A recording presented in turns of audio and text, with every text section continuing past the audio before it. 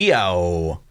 Hey, welcome to the new meta, episode 125. Yeah. 125.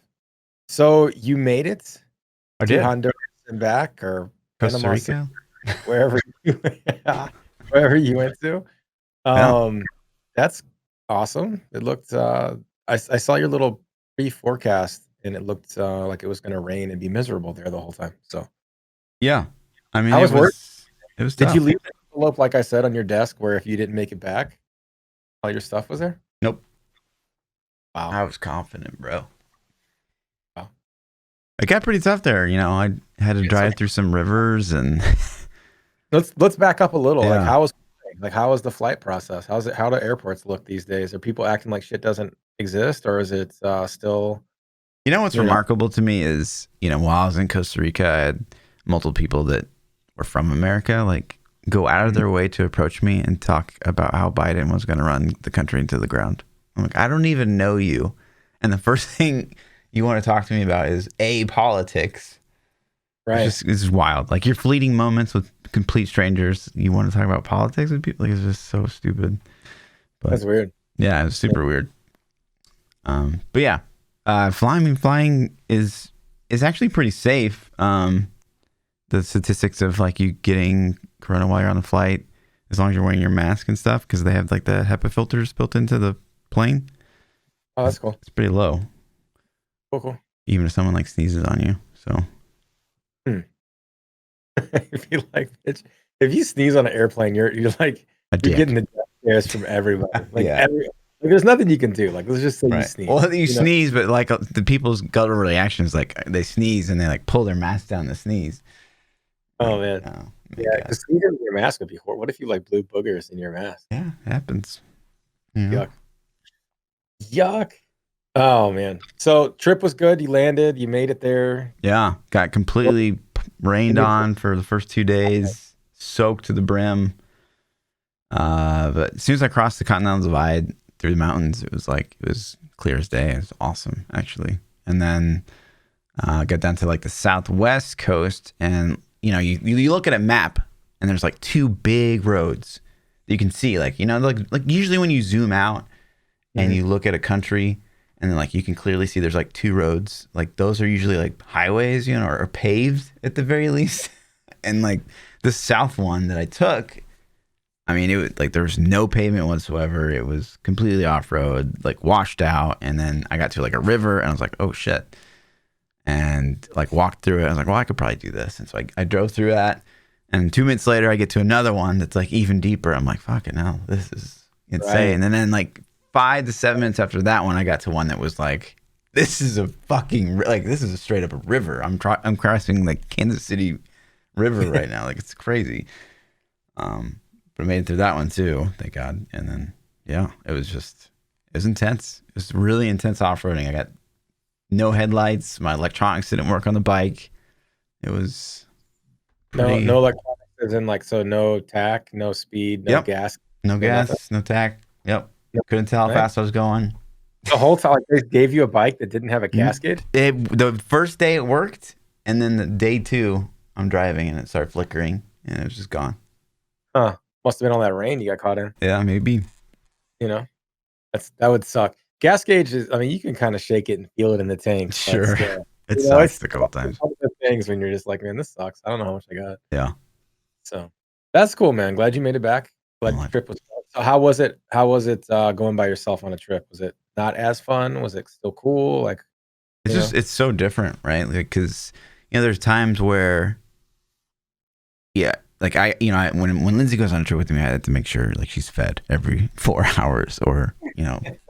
hell freezes over. So that was definitely different. And there's a couple of times where I was quite glad that she wasn't with me, because I wouldn't want to drag her through the awfulness that I had to endure a couple of times. But at the same time, you're seeing places and they're beautiful, and you're like, isn't that pretty? Oh, it's just me, Yeah. right? Like Nobody- I'm just talking to myself. Yeah, but it was good. It was different. Cool. Let's get into some game stuff, No. man. So We don't have- anyways, more Costa Rica. Yeah. We don't have anything to talk about today. Nope. There's nothing on the schedule. Nothing happened. Yeah, So just total resident maybe sleeper. we can talk about PoE a little bit today. Yeah. Listen, we're gonna talk about all the things. We got an exciting schedule lined up. All jokes aside, D4 quarterly update hit. We got some random Reddit stuff as always. And PChild is gonna talk about dumb games that he plays. And then yeah, it's gonna be a good one. But so the poll from 3 weeks ago now? Yeah. Well, yeah, that too. Only missed one pod. Did we? Okay. Is have you been getting hit with random desktop crashes or freezing in D3 this season? Yes or no? Did you? I think we talked about it a little bit. Yes, I did. For your 3 days that you played. Yep. No, I played more than 3 days. I picked it up and I fired it up the other day. Oh wow. Yeah. Played a little bit in the season. I did get hit with some desktop crashes and I did get hit with some freezing. I played it a couple days ago and I didn't get any desktop crashes, but I did get freezing. So that was interesting. The freezes were in spots where I wouldn't have expected them. It just hit, and I was just like, it was 3 or 4 seconds of like freeze. I thought the game had actually locked up. It was long enough where I'm like, okay, well, this sucks. And then it unfreezes, and I'm like, okay, cool. I lived through that one. Jesus, if I was playing hardcore, what would I do? You know what I mean? Yeah, that'd be wild. Yeah. So, but just a couple. But yeah, it's definitely there. It's definitely still a thing. So. Yeah, I got hit with it pretty hard this season when I was playing. It never really, thankfully, didn't really happen like when I was pushing or when I was tournament farming. It was always when I was like solo speed farming GRs. I would just lock up. Yeah, that's what we were doing, like a GR90. I just grabbed a group of community members. It wasn't not a high grade or rift. I was playing a monk, so that's usually not a class that does it. Like with the god DH lagged the crap out of the servers last season. So it just didn't make any sense. It just hit, and it's just like, okay, weird. So super weird. But voting, I guess this one's pretty one-sided. 70% of the vote says yes. 30% of the vote says no. Congratulations, 30%. Good for you. 30%. Those are the ones that are playing Shadowlands. Yeah. And then I thought of this one while I was kind of on the flight. I don't know if we've even talked about this before or asked it before. But with you playing the Cyberpunk, and it kind of reminded me a bit of, I don't know if you ever made it that far in Lost Ark where you kind of get to like the Cyberpunk town in Lost Ark. Yeah. I've got to the end game a little bit. Yeah. It kind of reminded me of that, and it's like, well, then it got me thinking about, like, I was playing the Devil Hunter, and you had the pistols and the guns, and they just came out with that new class that has like the Iron Man suit and technology, basically. So I thought this would be interesting. So the question is, do you want to see a class with guns / technology in Diablo 4? Yes or no? Or no, it doesn't fit thematically. Yes, hells yeah. Interesting. Yeah, the Lost Ark shit was pretty cool. The Lost Ark stuff reminded me a little bit of Midgard when I saw it. Oh, when I got to that area, I was like, oh, this is like FF7 vibes for sure, man. So it's pretty cool. Yeah, we'll get into the Cyberpunk stuff, man. It's been an interesting ride on that one too. So we'll hit that up at the end of the podcast. Now, I gotta set you up for this because I don't want to blow you away. Okay. Don't blow me away. But big thing happened today. And I'm not talking about the Diablo 4 quarterly update. You're not? No. Even bigger. Okay. And more upvotes. I almost said so. I restrained the jokes. Okay. Let's A Crusader on console has found a goblin pack on Reddit. God. No. Yes. What is that? I've never... Dude, play the clip. I've never seen Whoa. Sound. Yeah. It's unbelievable. So he goes down this hallway and look at all the loot. Oh my God. I'm spamming upvote on this. Did you upvote that? I still these honestly I just feel like we're being trolled at this point because these still blow my mind that these just continue to happen, continue to get votes. Maybe I should clip every single one I get and post it for upvote farming. Yeah, you know what I mean? Because instant karma. Maybe that's like it's a system. Yeah, Maybe like It it's is. like people give each other karma by like this unknown. Oh, just post a treasure, a Yeah, goblin pack. it's like if you have bananas in your grocery cart at the produce aisle, you're single looking to mingle or something. Have you heard this dumb Yeah, shit for before? I'm sure. like, what is this? Never heard of this. So Yeah, and then interesting. go ahead. Oh, I mean, this just blows my mind. I've never seen this. This is a weekly occurrence, I think, at this Yeah, point. it really Every is. week you can go on and find one of these. I, maybe that means there's new players playing the game every That's week. gotta mean You know? that, right? Because if you see this for the first time, you probably are like pretty much like, God damn. But what was he playing on? Can you see the buttons on the controller right there? It's obviously console. Is it Switch or PlayStation? ZL. CR or Switch. Okay. So why would you have the footage captured on your Switch? Switch doesn't do a recall playback. You would have to have been streaming it Well, or you could have like recording. one of those. I don't know. I actually have no idea. See, on PlayStation, it makes sense because PlayStation has a save a clip feature, like where Mm. you can play and then you can hit the button and then it saves your last whatever minutes of gameplay footage, and then you can edit that right on the console. But Switch doesn't have that. So if you're playing on a Switch, that means like, you know, Mm. I don't know. To me, it just seems like maybe it's a karma farm, but you know, And then this. I mean, this has triggered me. Okay, I saw this on Reddit, and it's very topical, right? Because we're coming up on the Christmas season, and we talk yeah. about this week after week. You know, it's a Oh, cringe fest Santa, to see Santa hat from Diablo. this. Don't get this off of your Diablo figurine. Put a Santa hat. I don't mind it, man. I don't mind it, man. Disgusting. It's okay. It's disgusting. It's I got an elf on the shelf. there's Dude. a Do you have an elf on special the shelf? there's a special place in hell for people like this. That's all I'm saying. Wow. Dude. Oh, that's deep. And Diablo, right? Like hell no. Okay. Yeah, I get it. I get it. I get it. No. And then Do you have an elf on the shelf? what the hell's Elf? Oh, is it okay? So Lindsay told me briefly about this. So Elf on a Shelf are parents that are like setting up a nativity scene for like a monkey or something to do some No. weird stuff. The fuck did she tell you? She I told don't you. know.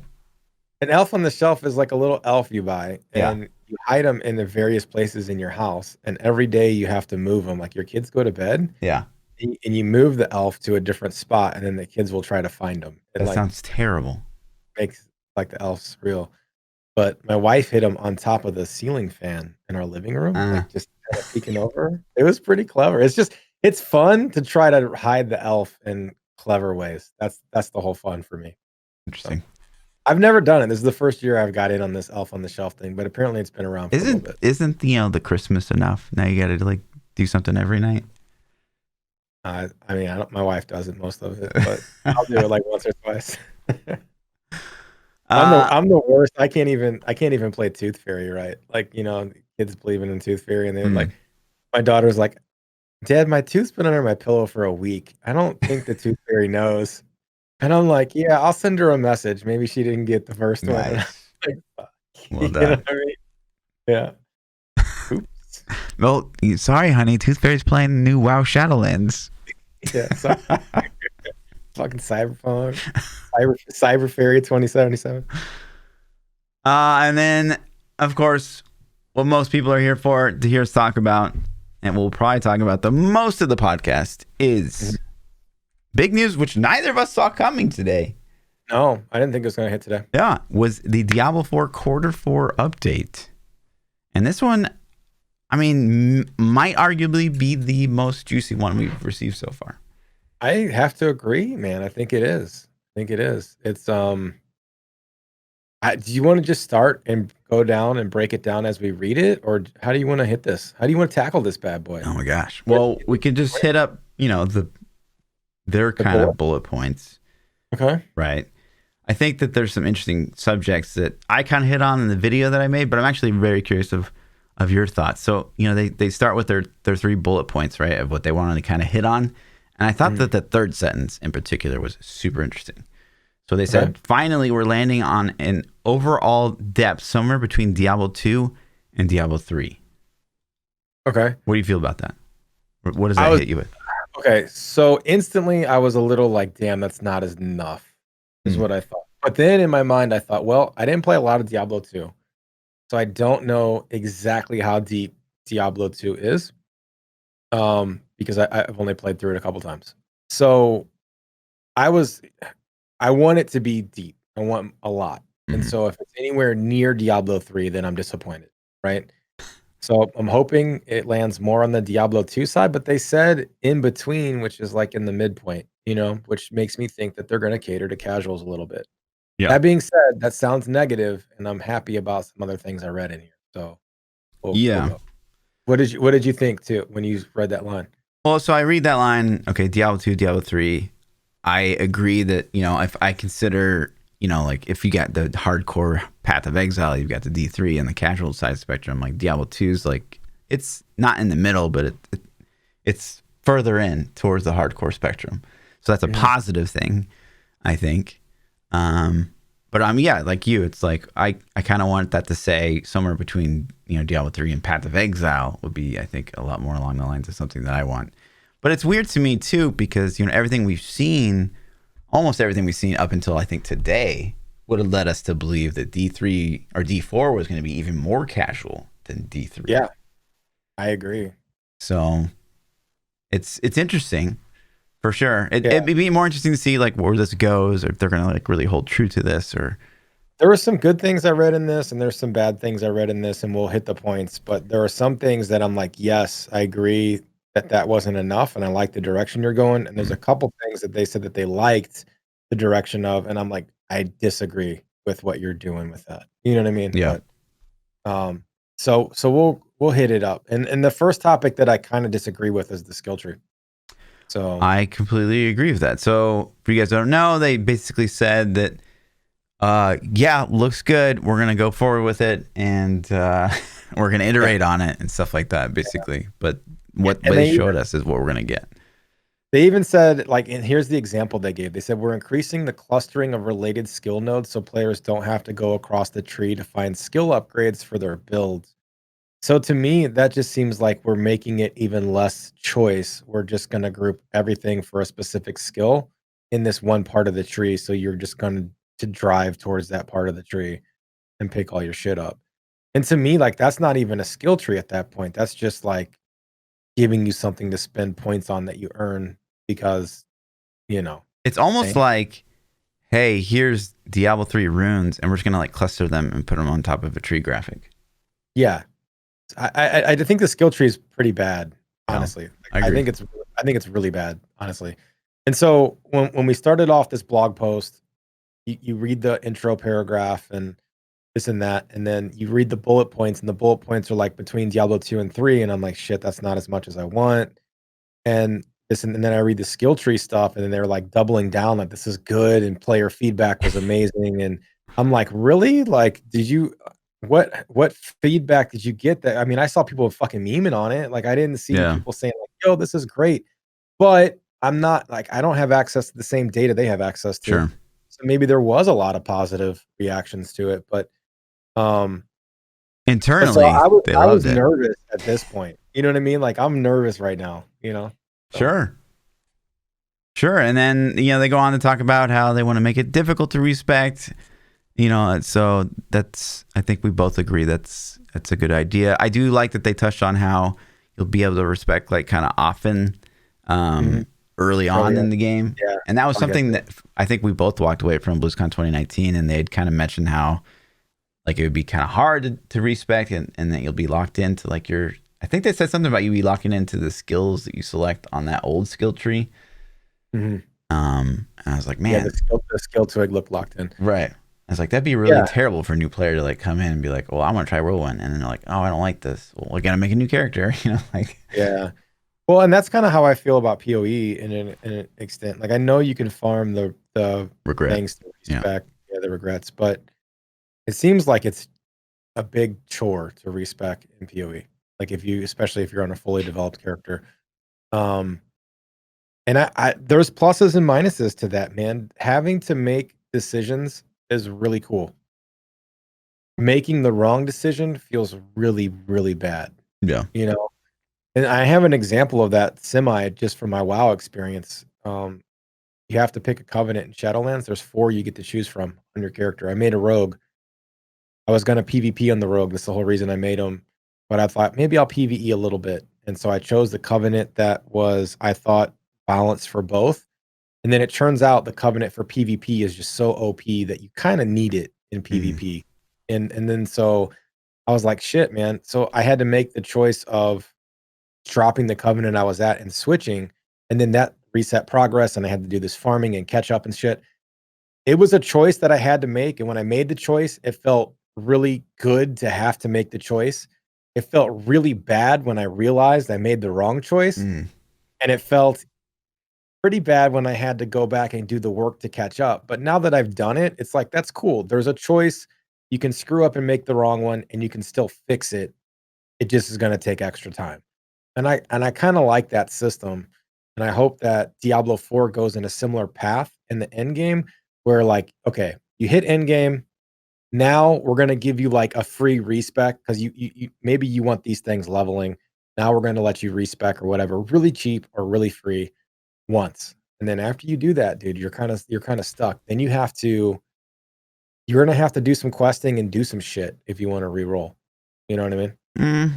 I don't love that. I don't like the. I think there's a lot of memeing behind the free respec, like the complete and total respec, and that would kind of encourage you to like always go, well, this is the best spec for leveling, and then once I hit the end game, then I'll actually do my actual build instead of like having to like earn it while you play. Right. Yeah. So I don't love that. Depends on how items and shit drop too. Because see, you can like in PoE, you're gonna get your gems and you're leveling those as you level, right? You're using those same gems end game. But in Diablo, like in Diablo 3, you get a drop. If it's a pre-70 drop, it's garbage. Right. The best case scenario, you can Kanai cube it. You know what I mean? So it depends on what they're gonna do that way. Because I can't see any of the gear you get pre-max level mattering. Right. I don't know, man. We'll have to see with some of their gearing. I don't know. Let's see. And then they move on to maybe one of the biggest parts of this is the primary stats. So they've gotten rid of demonic power, ancestral power, angelic power, which thank you. I think dude. A lot of us agree is an awesome thing. I started getting happy when I read this one. Yeah. Okay. Yes. Okay. I like this. And then they bring back basically the system from Diablo 2 where every single time you level, you get a handful of stat points to spend where you please. And those stats are strength, intelligence, dexterity, and willpower. What hit you immediately upon reading this? Well, at first I sat there and I thought instantly angelic and demonic's gone. I'm like, thank you. That was such a bad system. I didn't like it, So then when they went to the stat point system, I'm like, okay, so now I'm just going to dump all my points into strength. You know what I mean? Or wisdom or int or whatever class I'm playing. But then as you keep reading through it, you see that it changes a little bit based on the character class you play. Like strength isn't the same on a sorceress as it is on the barb.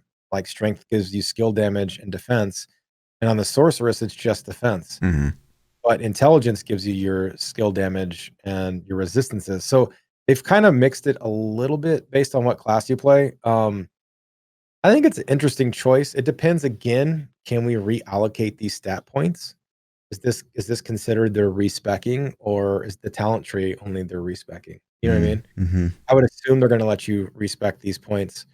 But I don't know. I think I like it. I think it gives you some choice. Willpower is gonna matter a little bit. Dex seems like it's gonna matter. Like all your stats are gonna matter a little bit if you're playing a barb or whatever class you're playing. As long as they matter enough where you're just like, well, I'm barb, strength, right. 0 on everything else. Yeah. I gotta be honest, I don't love this. I get that, like, this is a system from Diablo 2. We know that this works. Diablo 2 has withstood the test of time, but it feels very dated to me. It feels very 1990 and really quite unexciting. But I mean, I don't know. Is it better to have something that is going to be good, or to kind of like gamble and innovate? Yeah. The thing that scares me a little bit about it is if you scroll down and we keep reading the blog post, they start to talk about how skills have runes or nodes that activate based on other stats. Yeah. And the example they give is Whirlwind. And in this, they say that Whirlwind, if you have 150 dex and you take this upgrade, then Whirlwind provides movement speed. And then if you have 255 strength and dex, it provides this other beneficial stat and this and that. And so it kind of seems like they're going to cookie cutter you into minimum stat points. Like, well, I got to have 100 for this build to work. I got to have 150 dex. So, you know what I mean? You're already like, okay, 150 goes into dex. Everything else goes into strength. Or, I need this ring with this set that needs 50 willpower. So it's 150 dex, 50 willpower, and then a bunch into strength. But at the same time, that's also getting you to probably pull out calculators and try to figure out combinations of gear. Oh, can I mix this with that and things? So it could be interesting, and it could also be pretty mundane, especially if they give you a shit ton of skill points. Like, let's say that 225 dex isn't really that hard to achieve, but that's like one of the highest requirements for the secondary stat, you know? And at that point, it's like, okay, well, of course, I'm gonna just always put in the minimums Sure. and get it. I Um, don't know, man. I gotta be honest. I don't hate it. I don't hate it, but I don't love it either. I'm not like, oh man, this is super interesting. It's just like, oh, okay, we've seen this before, you know? Yeah. So for me, obviously it's a bit uninteresting because I did play a lot of D2 and I didn't love that part of D2. It's also like Wolcen's done it, and I also don't really like that part of Wolcen. Even for me, as someone that's like I'm an ARPG veteran, right? I'm a weathered ARPG player. I still think it's weird when you gain a level and you're like, okay, well I have 5 points. Okay, like okay, my strength's my main stat, so I guess I'll put like 3 there, and then like, well, I guess I'll put like 1 in willpower because maybe I think I need the healing. You just don't really know what direction to take. And it was very much like that in Wolcen. I'm sure you remember. It's like, well, ferocity, I guess. Like I'll just put my points. You just don't even know. Yeah, you totally guessed the whole time. Yeah. Yeah. And it's not really until you're like really deep in the end game and you're like, oh, okay, well now I can kind of see a difference if I throw all my points in ferocity, or I can't survive if I don't have enough in toughness or something like that. But for a new player, it's like, I don't know what to do with these. Like, what's good? Yeah. So I don't like the system for that. But also, you kind of touched on it a bit, is, the skill tree having kind of linear paths, and we get these whirlwind upgrade runes, and we get something that says, you got to get the 150 dex. I think that's good in the sense that maybe it will help those players to be like, I don't know what points to get, and then they see, oh, I need 150 dex to get this upgrade. Well, now I know what to spend my points on. But then that's stupid because we're losing kind of that character choice, and we're being forced into an avenue of play style. So yeah, it's got to depends on how many points you get too. I mean, like there's level 40 and you get 5 per level. So what is that? Math?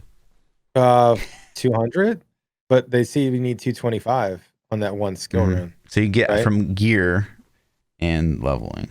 So my math right there, 5. See, it's 0. Yeah, 200. Mm-hmm. So, but your gear is going to give it to you too. It's I don't know, man. It's just it depends on how easy it is to hit these bullet points and these things, and how much it really matters. I think it's cool that this system's finite. Like there's not going to be an infinite Paragon system where we can keep smashing strength, and that's cool because there is a cap to what you can do with your points, and there is going to be combinations that you can figure out from it. I don't think I like that they have dex requirements on a barbarian gear though. Like they're trying to make all stats matter, and I don't think that's a thing that I'm super stoked about, but it could be okay. I'm not like in love with this because it seems like you said, it seems like a system we've seen before. It seems like other ARPGs have done this. And it's like, okay, and this is familiar. It's not groundbreaking new, but it is a tried true system that has worked in a lot of games. So so I'm not disappointed with it either. I'm just kind of like, okay, all right. I see what you're doing. Mm-hmm. And for Diablo 4, I want them to innovate. And this doesn't feel like they're innovating, but it Mm-mm. does feel like they're listening at least. And they were like, all right, the angelic demonic shit sucked. Like we get that. So we're gonna try to go a different route. And Yeah. let's go back to the D2 roots. So I don't know, man. I need to see. I guess we'll see how this plays out. And like, they gave some gear examples later on. Let me see if we can see how much strength are on these. Like Yeah, these, it's like 19 or something, but we don't really have any idea what level this if gear that's is. real. Yeah. 21 Yeah, strength. I'm looking through. Yeah, 21 on the weapon. So yeah, it's hard to say, but it looks like maybe you could slap on a couple pieces of Dex gear and hit the requirements you would need. Probably, maybe. Yeah.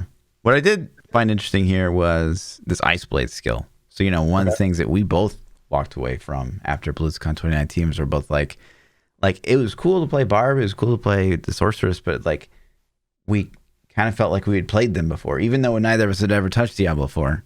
It felt super familiar. So it's cool to see, hopefully, that they're like looking into that a bit more and giving us access to skills that aren't skills that we've had before, like exploring what else these classes that we know very well can do. So that was like the one positive takeaway that I saw from that section, even though that wasn't the focus of the section. Right. Yeah, and we don't know how the ice blades work either. It just says it conjures blades for 12 seconds that slash enemies. We don't know if they're flying around Yeah. you, if they're like in a spot stationary. Um, but that's cool. It is a new thing. So I hope they do lots of well, we'll get to it. Is it at the end? Yeah, it's at the end. All right. Yeah. I also found it interesting here that it says after applying 75 chill, ice blades are conjured. So it's like, is chill like a stacking debuff you apply to your enemy? Yeah, like it has a number value. Maybe? Yeah. Yeah, I don't know. Sounds interesting. But yeah, and then we get into weapon types. And so they go on to say that, in the demo, you got a sword, you got a mace, you got an axe. And it's the same. It's just like, oh, this one does more damage. I'm going to put the sword on or whatever. They didn't have any thematic effect whatsoever. And so they've kind of gone back to the drawing board on that a bit and basically added Path of Exile implicits to particular weapon types. So an example they give, a wand has an implicit of 3% crit chance, and a staff has 6% resource generation. What do you think? Yeah. I liked it.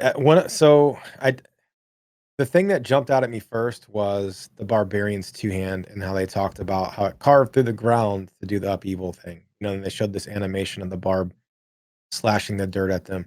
And it's a cool animation. But to me, when I saw this, I thought, okay, so if I click the attack button when the start of the animation happens, it's like a solid second before that animation goes off, right? Yeah. So I understand that you want a cool animation that looks awesome and stuff, but that looks very, very slow.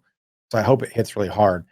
But then it made me think like Lost Ark does abilities like that, and they work really well. Like you have your hard-hitting wind-up abilities that you use after a stun or when you know you're safe. And that's kind of cool. So that scared me a little bit just because of the Monster Hunter / Lost Ark, delay input where you're vulnerable. But then as far as the implicits go, I think that's kind of cool. I thought they showed a one-headed axe that does like 30% chance to bleed, I think later on. So axes are going to be bleed, and it looks like the wands, like you said, get critical strike and inherent critical strike chance. That's cool. I mean, I don't have a problem with it. I think that's cool that weapons at least will have that thing on them. Yeah. To differentiate them, Let me play devil's advocate for a second though, because like the only downside I see to this is, say, you're a druid and druids use staffs or whatever, and the particular way you want to play is, you want to be a bear, and the bear needs the bleed, so you're always going to use axes. But you're like, man, I really wish I could use a staff because I kind of like the way it like makes my character look, or I want to use a two-hand sword as a spellcaster. And you can never do that effectively. Right. So I don't know. It's whatever. I don't mind it. I don't care at the end of the day if I'm wearing a sword or an axe. And in Path of Exile, they do this. They're successful at this. But obviously, there's more like choices around your weapon type in Path of Exile. Like not only does your weapon type in Path of Exile affect like your implicit, like say a sword will give you accuracy or crit or whatever, but there's also a lot of nodes in the tree that you select that are based around swords, and Yeah. so there's a lot more involved than just having an implicit. I think there's something to be said about a specific character mastering a specific weapon type. And I think that's something that Path of Exile did pretty well, is they lock you into things. Like you have to make the commitment that I'm going to use this sword, or I'm going to use this wand, or whatever it is, because you want the damage bonuses from that. And I think that's part of the skill tree that's lacking right now in what we've seen in Diablo 4. So if they nail the skill tree or make it better and bigger, and then they have these implicits on the weapon, I think those things can synergize very well. And you could be like, well, I could be a druid that's going to use bleeds, and I can use axes if I go this route in the skill tree, and this and that, but then I'm going to lose whatever the staff has or whatever this has. So I think it's okay if they do it. I think they can implement this in a way that would be cool. It would actually work. Mhm. And ultimately, if it's there, like, we'll just get used to it, and it's just a thing that we know in the back of our heads. It doesn't affect us very much. Instead of just saying like, "Hey, you need to find a weapon that's got 30% bleed on it." Now you'll just be like, "Hey, get an axe," and look Right. for axe. Get this axe because it can get this property too. So, Yeah. One thing that wasn't really the focus, but I can't really ignore, is kind of this, right? This is very fast weapon. I Yeah, it really, wasn't a value.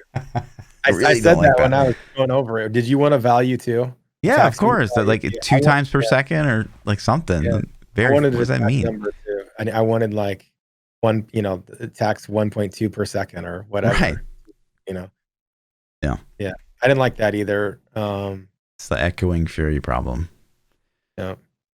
And then this is easily the most impactful part, is the legendary affixes. Mm-hmm. And the thing that's ironic here to me is we'd kind of talked about this We as skipped the item quality. yeah. You want to hit item qualities Well, I first, think or you want to hit no, legendaries I want to first? hit this first because it kind of Okay. goes back to the other thing.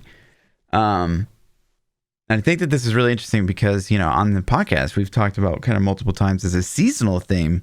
If Yeah. like Ingyam would be on a necklace or something like that, or Well, they watched the pod, so this is really us. yeah, that's our idea. Yeah, true. We did this basically for them. You're welcome, Blizzard. But if you guys don't know what we're talking about, so they basically announced today that legendary affixes will be kind of like random. Mm-hmm. So like you'll get a pair of boots that have like perilous tread, or you get a chest piece that says perilous tread. Like it has that suffix in the name, and that means it's going to have that particular. That affects. Yeah. That's that. So when I read this, man, I actually thought this was pretty dope. I like this a lot. I think this was really cool. I think that this opens you up to combinations that maybe you couldn't have had if they wouldn't have done it this way. You'd be like, "Oh, these boots are cool and these boots are cool, but I can't have them both."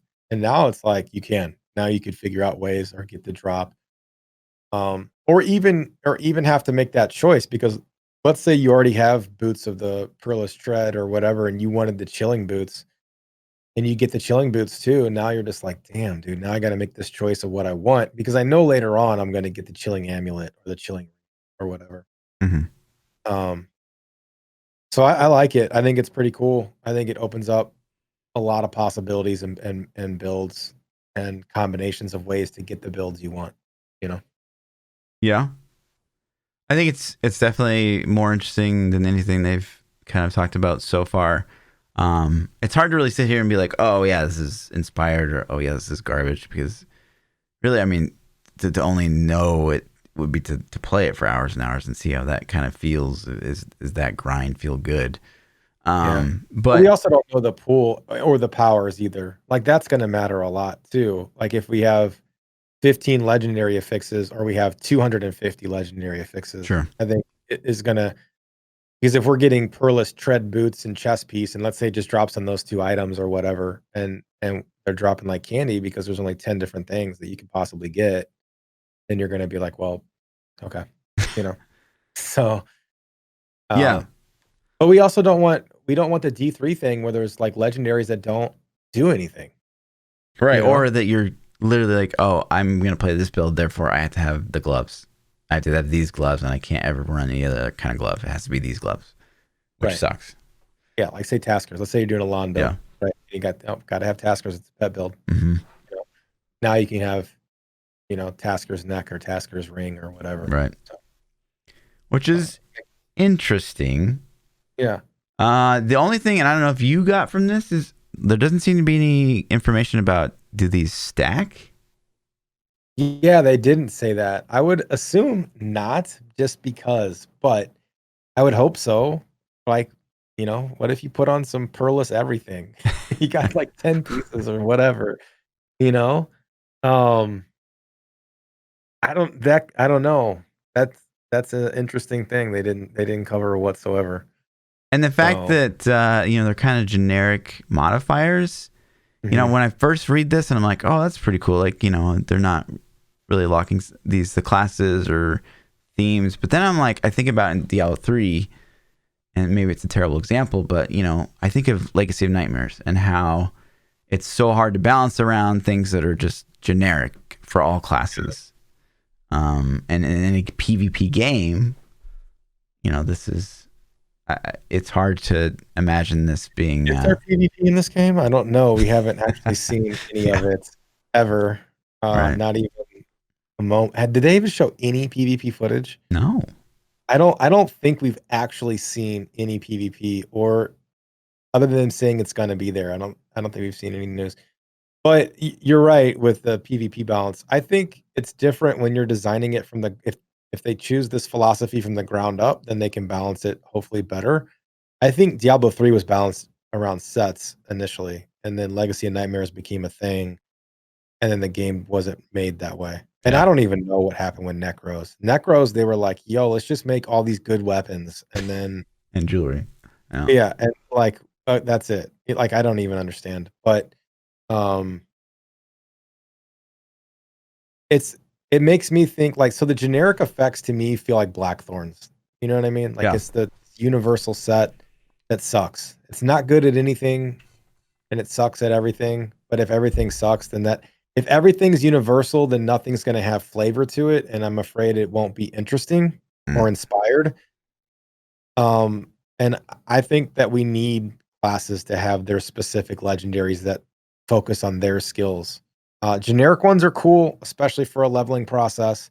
I got this thing that does ground effects, and I can use fireball for meteor because it leaves some flame behind, or I could use whatever, man, some kind of poison, or I don't know, like whatever things you got going on. And like that's cool for leveling, or maybe that's cool for generics, but there definitely needs to be a lot of targeted, like the specific this skill. I want you to play this skill with this item. You know, that's how I feel. I don't know. Yeah.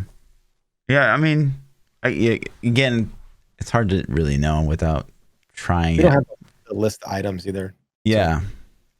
or skills or classes. The other thing, and I don't know if you kind of thought about this immediately too, is so I see this and I'm like, okay, that's actually kind of interesting. But then I really think about it some more, and my whole it's like my real life job is like poke holes and stuff, right? And so I immediately think, oh my god, what a stash nightmare! Because now I'm going to keep, because I really want perilous tread. I'm going to keep perilous tread for every slot that perilous tread is possibly available for, because if I find a weapon that's an upgrade and that's my perilous tread, well, I have to replace it with something else and kind of reorg my build. So I got to keep all the effects I like. I had to keep one for every slot just in case I find an upgrade. They got to reinvent the stash, dude. If we think about stash in PoE or Diablo 3 terms, fuck, man, it's going to be horrible. Like, first off, the stash limit is ridiculous. I don't understand why it exists. I mean, I guess PoE doesn't exist because you can buy infinite tabs, right? Do they limit how many tabs you can buy? I don't think so. So I guess on PoE, it's infinite stash, Yeah. or stash, as much as deep as your wallet is. But maybe they let us print something. Like, what if you get the Peerless Boots? That is like, how normally in D3 we take them to the Kanai cube and we cube them. Mm. What if you could do the same thing to your blacksmith? You could say, "Hey, I got these peerless boots or whatever. You can scrap these and learn how to make them with that." And then now he has the recipe. Like the boots turn into the recipe, and he can make the boots. From then on, maybe you have to have some mats to make it. Well, And then you get the gloves, and then you go, "Okay, you can scrap my gloves, and now I can print gloves too." I think that they are kind of doing that. So I don't know if you remember, like 2 posts ago, you're going to be able to add legendary affixes to rares. So I think that that's probably how that works, is you probably break down the power and then you're able to craft the power onto a rare. Yeah. But does it make it to where you can print it forever or just once? That's the Don't know. thing. Yeah. So I don't know. There's ways to make stash not suck, and I hope that it doesn't. Like, man, stash needs an overhaul. I can't think of any game that's ever nailed stash where it's been like, yo, this is not horrible to go through my inventory. Yeah, So I think of Paths of Exile in the back of my head, and very recently they've kind of drastically improved the stash. But if I'm like thinking of the stash and Path of Exile as a whole, it's still not. It's not great. yeah, I mean, Diablo's not fun. The search feature to the Diablo stash has actually been pretty tremendously awesome because now I don't have to spend as much time organizing my stash. I just kind of throw shit in there, and if I want an item, I can just search. You know what I mean? Go through the tabs real quick. But um, Destiny stash was horrible. PoE stash I didn't like, but I haven't played recently. Diablo's isn't good. Divisions was horrible. Like every grindy loot based game, the stash has just been a nightmare. Um, Maybe there's no good way to do it, but I hope they improve on it a Yeah. lot. And crafting can be part of that fix, though. You're saying like, oh man, I need the boots and I need the ring and I need whatever. Instead of making us save every pearless piece of gear we get, like let us print them and just have it use mats because we're gonna need mat dumps anyways in the game, right? Like, people who grind a lot, it's kind of one of the benefits is they have the mats to throw to get the perfect rolls or to get whatever.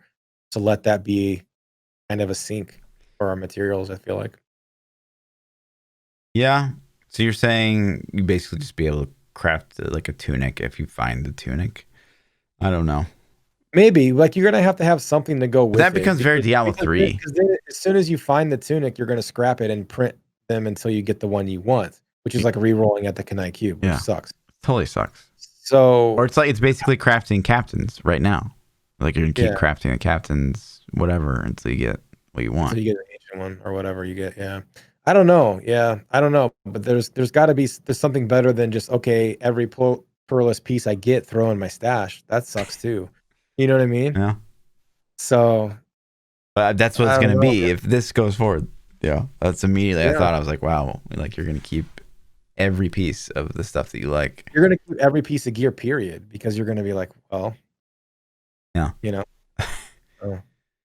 And then going back, the reason I want to kind of go back first is so that they did talk about the item qualities. So what was kind of interesting here is that the magic items will have a higher implicit than the rare items. The rare items have a higher implicit than the legendaries. However, none of the implicits are like that we've seen so far. Like, oh, that's not really game breaking. You would never probably run like one more resource regeneration to sacrifice like 2 more stat rolls on an item. So I thought that was pretty insignificant. Or you probably won't have the extra stat roll to get a legendary power. You know what I Yeah. mean? You're still gonna want full legendaries in this setup, I feel like. Unless you're crazy stacking a specific thing, Mm-hmm. you know? So, but like I said, these could not be end game. Maybe end game it's um more of a gap. Yeah. But it does become kind of interesting again when we talk about that post from a couple quarters ago where they talk about where you're going to be able to craft a legendary onto the rare. It kind of makes it, I don't know, you're probably going to break down stuff until you can get every slot that you want and have rares, and then you're going to keep one of everything. And because ultimately what's going to be best is legendaries, like a default rolled natively rolled legendary is going to be better than a rare at all times. So ultimately you're going to have like probably a rare in every slot early on with the legendary FXs you need, and then slowly you're going to gear out into legendaries that have good native rolls, and then you're going to keep one of everything and play for small upgrades or something. So I don't know how that's going to play in the long run.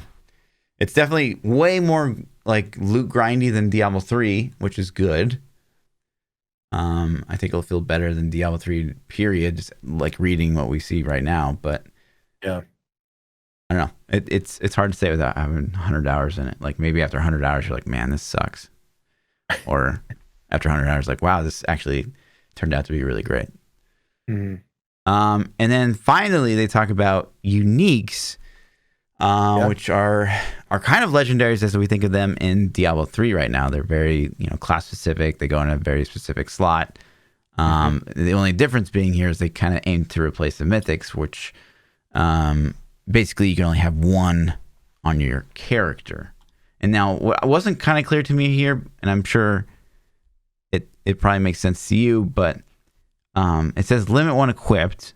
So Yeah, that makes me think one unique item. So it on your still character, seems to me period, right? that's what Yeah, I took that as. That's yeah, what I read that as. me too. But and so to me, this is like your named item. This is like a system that a lot of games, a lot of shooters are doing right now. Like Destiny has a system like this, where they'll call it a legendary, and Division also has something like this. They'll call it a legendary, but basically you can have all your gear or whatever, and then you get one legendary slot Mhm. that you can put on, and it's usually one weapon and one armor in both Division and Destiny, but it's the same system. And those items are usually really, really good, and they're game altering. They change the play style that you play, and I think they're pretty awesome, personally, at Mhm. least in those games. I don't know how they're gonna implement it, but what will probably end up happening, though, is you're gonna end up farming unique weapons and rocking a unique weapon unless they just put some really ridiculous, what's the helm that you bought that one season in PoE? The helmet? Headhunter? Oh, Headhunter it's a belt. Yeah, or whatever? Yeah. yeah, the RMT belt in the SSF. Yep, Yeah, yeah, that's the the one that one. you got. Yeah.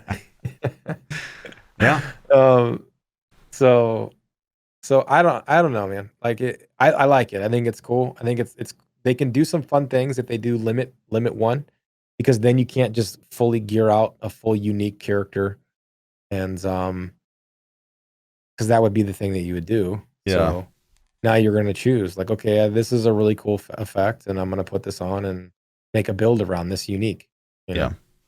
So The other thing that was kind of unclear to me is, will these kind of be like, will Stormwalker's cudgel always be a cudgel unique mace, or is this the same thing? Like you can get a shoulder. I think it's the item. I think Yeah, it's the mace every probably. time. That's the way that I took it from what they said. Yeah. Um, and because they say distinctive looks, which makes me think that they're Mhm. just designing that item. Um, so probably, and I'm assuming they're going to be random rolled. I would think that everything's random rolled since it's Diablo. The damage numbers are in yellow, which makes me think that's obviously flexible. Can't really tell from the stat numbers, but I hope they are, because then that gives you a reason to farm for those uniques too. Yeah, So, for but sure. 3 unique items at 20. Why are they showing us all 20 gear if 40 is the cap? I wonder. I don't know. Are they trying to mask like the power level of things? I don't understand. It's weird to me that everything in this post is level 20-ish too, and it's like that's not cap. Are you guys balancing it around level 20? Like end game's Or 40. we're gonna get a playable demo that takes us up to level 20, bro. Maybe. Yeah, maybe. Maybe. Yeah, maybe. You never know. I BlizzCon line, Yeah, I'd be you know? blown out of my chair, but you never know. There's no way. Yeah, I'd make bets. We should take bets on that. As we get closer, we'll feel it. We'll feel it out. yeah. Um, what else did they talk about? I mean that's kind of the gist.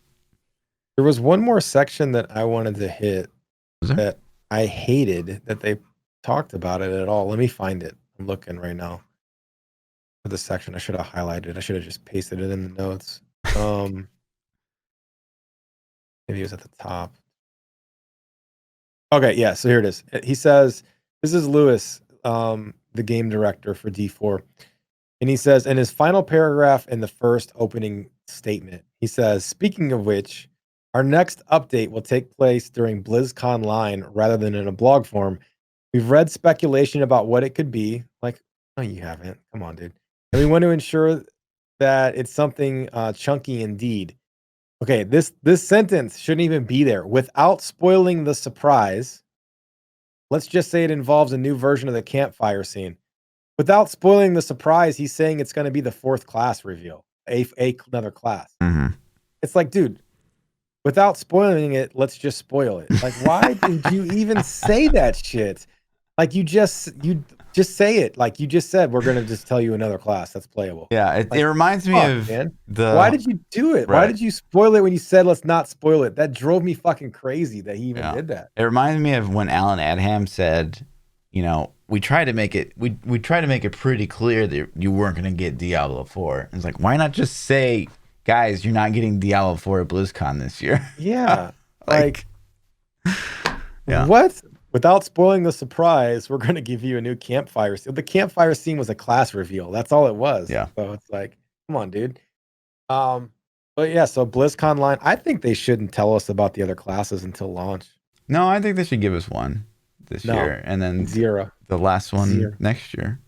Save it, man. No spoil. Like when the game launches, people are freaking out trying to log in and see who that extra class is. Listen, It'd never make it. It'd never make it through. People would leak. if one of these classes is not a Necro. Necro is the DLC, dude. It's pay to win. It's always they're not going to do that in 2 back-to-back Diablos. It's pay to fluff, dude. You don't get fluff for free. Swear to God. You're gonna have to barb main, dude. Listen, so one of the things that happened while I was gone, and I'm sure you saw this because you're kids, was Master Chief was in Fortnite. Okay. I swear to God, if we ever see Diablo in Fortnite, I'm going to lose my shit. Like, why would Microsoft allow that? Like, how much money is Epic paying these companies, dude? They had Mandalorian in there. No. They've had the Marvel universe in there. They've had Batman in there. They've had like every fucking thing. They even had Fortnite in Avengers Endgame. The only thing, like, I rewatched Endgame a couple of weeks ago. Talked about it in the pod, I think, even. But the whole movie was great, except for the fucking Fortnite scene. There's a scene where Thor's homies are sitting in there drunk playing Fortnite, and they talk about, you know, some kid talking trash on Fortnite to them, and I'm just like, dude, that scene is cringe and it's not going to age well. So I hate it. I hate that Fortnite's getting everything. But yeah, I'm with you, man. I mean, if Epic was like, hey, Blizz, we'll pay you $5 million to let us throw Diablo themed season in Fortnite, you know they're gonna do it. Fuck. Like, okay, Don't do it, Blizz. then we're gonna have all these kids coming and playing. My son, my youngest son, got into Stranger Things because of Fortnite. They did Stranger Things in Fortnite. Wow. Did you know that? No. They literally did Stranger Things, and they put what were the upside down creatures called? The little dog things. What? Did you watch it? The little dog things in the upside down Stranger world. Things? Yeah. No, I don't watch. You never watched Stranger Things? No. Fucking kidding me, Fluff? I don't watch a lot of TV. Okay, watch Stranger Things. It's good. If you say so. One of these days, Tell 'em we're just gonna wake in the up comments. Listen, guys, back me up. Tell them in the comments. Stranger Things is good. It's worth the watch. It's good shit. One of these days, we're gonna wake up and like we're just gonna be in Fortnite. That's my nightmare. Listen. New meta. New meta podcast. Yeah. In That'd be Fortnite. dope. They built out some creators in there. You know, they can Did have they? like a Lord Fluffy model in Fortnite. Yikes! Please don't. But yeah, that's kind of the whole post in a nutshell. You know, I gotta say, although like all posts, there's stuff in here that I didn't love or I'm not thrilled about or I'm kind of scared about it. Maybe even it's still really cool that we even get these. You know, historically, Blizzard, especially when it comes to Diablo, is very, very secretive. So this is the first one that I have been feeling good about after I read it. Like all the other ones, I was like, damn, dude, that's not what I wanted to hear, I guess. And it made me feel kind of a little down on the game. You know, like this isn't going to be the game I want it to be. This one, I think they're actually moving in the right direction a little bit. They didn't do the angelic demonic stuff, which was, I feel like they were like saying how good of a system it was in the last blog post. yeah, And I'm just like, oh my God, that's scary. So the items and the unique items I think is a good thing, especially if they pair it with legendaries and if they can get the balance right between rare and magic items. Could be good. Stat points don't make me like excited, but it's a system that's tried and true. So if that's not the focus of the game and they can get the focus on other things, then cool. It's just a thing that's there, that we'll mainly ignore for the most part. People will follow guides for stat points. How many stat points do I put in if I want to make a Yeah. whirlwind build? And then people will say, 3. It's just like we do now. If I'm playing, an Shadow Impale Demon Hunter, how much CDR do I need? You know, Right. Yep. 36 and a half or whatever the number is. I'm playing, Condemned Crusader. What do I need? 56.5% cooldown. Like whatever numbers, you'll just memorize them and you'll be like, okay, Whirlwind Barb, you need 416 strength and 225 dex. Yep. And so that's unfortunate, but if everything else is good, then we can live with that. So Were any of the items, like the legendary powers, were any of them like, ooh, that sounds sexy? no, not really. I gotta be I mean, honest. they all Poison, baby. yeah, I actually thought about you when I saw that. I'm like, oh, they got poison shit. Yeah. So one of the let me find it. One of the items, didn't something say about poison effects? After the duration Yeah. had Your gone off. poisons no longer deal damage over time. Instead, 120% of the total is dealt when the poisons expire. Yeah, so you'd have to have it poisoned the whole time, and then when it expires, it hit really hard. But then that made me think, what if you could get an effect that would cancel Cure. your poisons instantly? Yeah. You know what I mean? Yep. So then you're doing 125% of your poison damage instantly.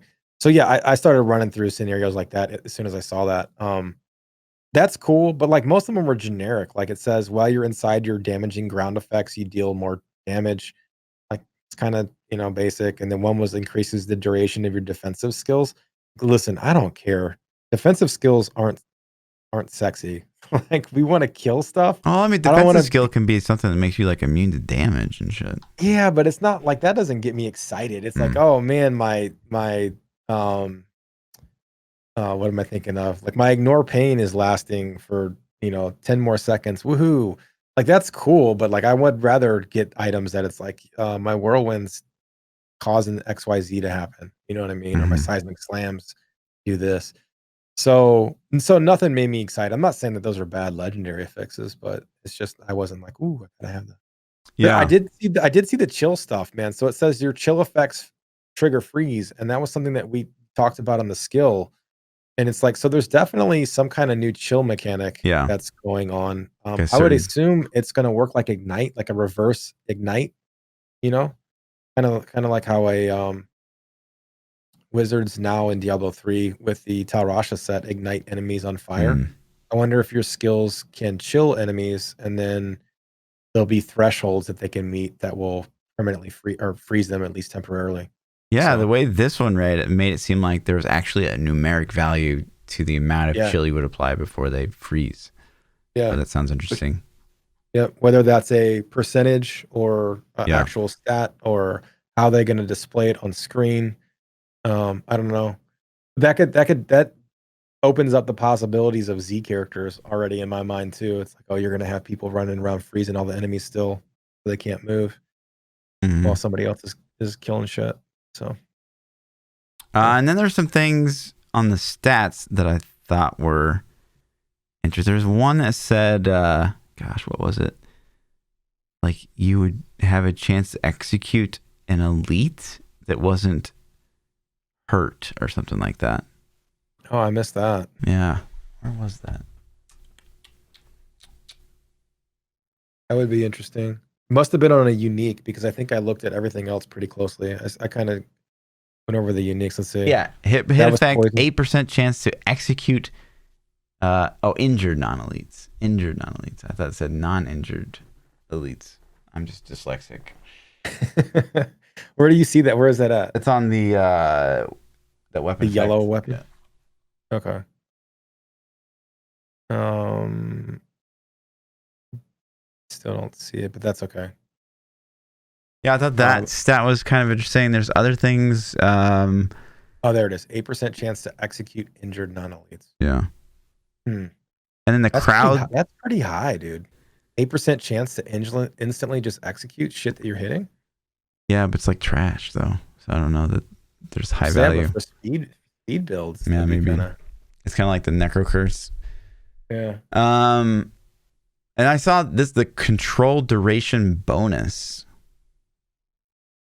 So like, can you like sheep someone longer? And I wonder if there's like a reason for like, does it actually like if they're stunned longer, do you just whack on them the whole time? It doesn't break them out of stun? Probably not. You whack on them. Yeah. I mean, listen, like this, whack on you. Mm-hmm. So that was an interesting Maybe stat. we don't know how DR is going to work. What Right. model are they going to take on DR? Are they going to go the WoW method where it's like, duration reduction every time you cast it until they go immune? Is it going to go the Diablo 3 method of duration stays the same, but the chance to apply it goes down? Or what are they going to, hopefully they'll actually be transparent and tell us what they're doing. Damage while healthy. So it sounds like you like full life. You do more damage. Reduce push and cooldown. That makes me instantly fall asleep for some reason. But I like my potions. What if they have extra potions that are like mana potions and what if they have resource potions? And what if you can pan a flask in Diablo 4? Oh baby. oh my god. Please That'd no. be fantastic, dude. I didn't even look at my flask in PoE when I played it. I would just hit them all. If I needed a flask, I would just roll my fingers. Yeah. 1, 2, 3, 4. That's pretty much what you do. Yeah, it's a good post. I liked it. Yeah. I'm a fan. When Hurricane deals damage, there is a chance to automatically cast Tornado at the target for free. Like, we don't even know The chance. what Tornado is. We don't know what Hurricane is. We don't know the percent on that, which hopefully that changes. Maybe there's like an advanced tooltip mode that would change the fast hopefully. weapon into percentages or something. Like, that's part of the transparency thing. I think that I hope they give us. Like, I want to know how DR. Like, I remember when Diablo 3 came out, spending days researching, trying to figure out how DR worked, because they never told you how DR worked. And it wasn't like World of Warcraft. It worked in a different method. And I was just like, this is stupid. Like, there's no information anywhere on how DR works and how it scales. And so hopefully there's things like that in the game where we can figure out these things, or they'll just tell us. And it's interesting you bring up WoW real quick because, when I read this section, right, like you're going to have one legendary or one unique equipped on your character. I was like, isn't WoW Shadowlands doing that? They do that too. Yeah, they've been doing that since Legion also. At least Legion, if not before. But it's cool, man. It's choice, and I like it. I actually like the system. Like, I compared it earlier to Division and Destiny. But yeah, WoW's doing it too. And I actually crafted some legendaries on my characters on WoW. And it's one of those things where I had to make a choice. It's like, dude, this is a good power and this is a good power. And I want both of them. And they're expensive. They're hard to farm in the first place. They're expensive to craft once you do it. And then it's a choice on which one you want, because not every one is good for all situations. And so I like the system personally, but it does definitely lead you down a path of this is meta. You know what I mean? And that is something that I don't know if it fits in what we want, what my vision of Diablo 4 is. My vision of Diablo 4 would be meta is a lot more of a gray, blurry line, not this super fine detailed, like this is the path you need. Yeah. So, and this is definitely against that blurriness. So, Yep. Okay, so that's pretty much that. Quick PoE update. There's not, there's these crazy mini leagues going on right now. There's the Endless Delve that's still happening, I think, as we speak.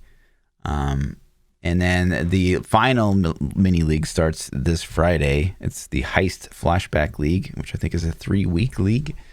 If you guys are interested in that. How do you flashback on Heist? Heist is still active right now. I think what does it mean? Means like old modifiers will become active, like stuff that isn't in the game or in the current Heist League starts to.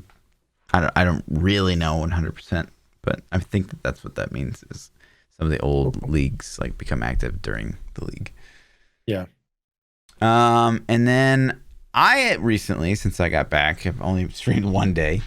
Got back late Sunday night, but I decided, you know what? Let's go in and let's check out Wolcen BloodTrail. The Crazy new man. update for Wolcen. So right now we have to level a new character. So I think we're up to like almost level 40. What was max in that game? I forgot. It was a 60? I think it's 99. It was just insanely hard to achieve. Okay, never mind. I was thinking campaign. When did I finish campaign? Oh, that's a good question. Was I 40 or 50? I only did it once, so I have no idea. Yeah, me too. I don't remember. But yeah, so I'm playing through that right now. I have done the new hunt mechanic. So it's basically you discover a corpse, you click the corpse, and you follow this like trail of smoke that your pet leads you down. He'll tell you like which way to go. And then you find like another corpse, and touching that corpse gives you like a mod, like a roguelike mod. So it'll make enemies do more damage, or maybe make you do more damage, or makes bad guys more tough or whatever. So it has negative modifiers associated too? Yeah, negative or positive. So and then is it just timer based? I haven't seen a timer. I think it's just like it's for that level. Yeah, I think it's the whole like you die 3 times kind of thing. You get kicked out or something. I haven't died enough, so I don't know. Or are you in game? Are you doing No, like I'm still leveling through the campaign. It's just like happening occasionally. It's kind of like like an abyss in Path of Exile. Like you're doing That's maps. just because if it were timer based and you got negative, that would just make me be like, well, it's time to stand here for 5 minutes or whatever, which sucks. I don't like the negative drawbacks because that, I don't know, they just don't feel good. Well, it's not just so like it's a negative effect, but it gives you a positive reward. So like, it's a both. You get one of each. Okay, but there's ones that are just positive, and there's ones that are like a negative, but also a positive with it. As far as I've seen so far, but I've only seen like 5. I did crash once, right? Like it's not free of bugs, unfortunately, Wolcen. I was trying to change my keybinds and like it locked up my game and crashed my computer actually, which was impressive. And then there's a weird UI bug happening where if you bring up your mini map, it brings up like some yellow box sometimes. So it never goes away or what? No, it goes away if you like take your mini map away again. But I will say, so there's some new things, right, that we get to play with right away is, I don't know if you ever played diligently, but every skill would be like physical base damage, and then whatever damage type you built up the most, it would take on that damage type. Yeah. Unless I vaguely remember that. Unless the skill specifically said this does cold or whatever. Yeah. Right. But now they've given you the option of you don't get a pick of all the elements, but each skill now has like up to like 4 choices of the base element. So like you can have Ice Nova that does poison now.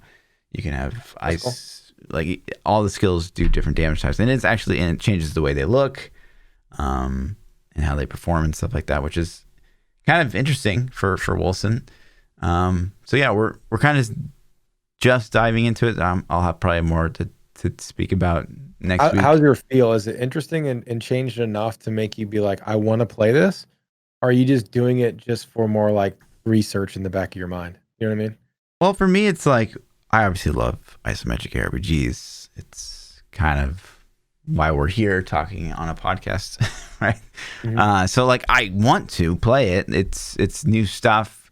We're kind of in a weird spot right now where I can't really jump back into the Diablo 3 League because I've just been gone too long, and the only reason I want to play Diablo 3 is for the leaderboard. And then, Path of Exile, I really have genuinely not enjoyed Heist, which is probably the first time I've really not liked the League in a very long time. So that's not really calling back to me. So it's like, well, like I have no problems with trying out Wolcen right now because there's nothing else that I really want to do. I'm not going to play Shadowlands. I'm not going to play Cyberpunk. So you're missing out on that Shadowlands, dude. Well, but you're playing Cyberpunk, so Shadowlands must suck. No, I'm doing them both. It's just I'm just not sleeping is what's going on. So, but speaking of which, so that's kind of all I have for the update on Wolcen. What's going Yeah. on? Talk to us about. So I'll briefly cover WoW because we talk about it a lot. Not a lot's changed. The expansion's fun, dude. Like Mythic Plus dropped. It's hard. The group that I was in, we did some Mythic Plus 8, which was as high as we were able to get. And we were getting our asses kicked, and it's like 100% extra damage. It was me, and I've been playing with Dropadewski a lot. He's been playing, and we got some of our community guys. We got some solid teams. It's fun. We did the raid. The raid I felt was a little overtuned too. I felt like they definitely didn't cater to the casuals when it comes to in-game content. It made the shit hard, and it's been a challenge. It's been fun. Comparatively to previous expansions where I felt like some of the normal difficulties and the mythics were even easier. Um, but it's been cool. I've been having a blast. They said it's alt friendly. There's so much shit to do in the game that I made 3 alt characters. I was gonna try to play 3 and keep up with 3 semi, like 1 main and 2 alts a little bit. I can't. There's too much to do. I can't keep up Mm, on my alts. I can do if I only focused my main, I think I could still keep myself busy pretty much the entire week until reset. And then with my alt, I'm able to be like, well, I need to get these things done. Let me log in and do them. So maybe if you had more time to play, you wouldn't feel the same. But I'm putting in some hours, man. Like I played like Sunday is my day to chill and do whatever, and I played like 13 hours of World of Warcraft Sunday. You know what I mean? Like off stream, just sitting in my underwear playing games. You know what I mean? And it's nuts. Like it's insane at how much I did it just to get stuff done on my alts. I'm like, I need to get these things done for the week on my alts. Let me go knock it out. And like 12 hours later, I'm still doing shit. mm. So um, I'm having a blast with it. There's some balance issues, which is, that's the thing I think why they delayed it in the first place. Certain classes are performing very, very, very well, and some are a little underperforming. And Beryl Druid, which is my homie, my favorite, my love, is not getting touched still, not even mentioned in the patch notes, which means that rip. But they're nerfing a lot of things and buffing some very small things. So, they're trying to get balance done. That's really it. Raid dropped, it was fun, had a good time, and then Cyberpunk dropped, and we've been grinding hard on that. What are your Cyberpunk thoughts? is a different beast, man. Cyberpunk is, um, it's a lot more adult than I expected any video game to ever be. This game There are very few games that I would never let my kids play. This might be the first one. This might be the first one that I won't let my youngest son play, and, because there's just too much sexuality in it. Mm, It's like the character creation screen off the bat, and I'm sure you've seen this or heard about this. It lets you customize your character's, appearance like crazy, but you get to choose your breast size, you get to choose your genitals, whether you're a male or female. You can make a female-looking character with male parts, you can make a male character with female parts. You can do pretty much any customization you want, including the size of the anatomy and/or hairstyle.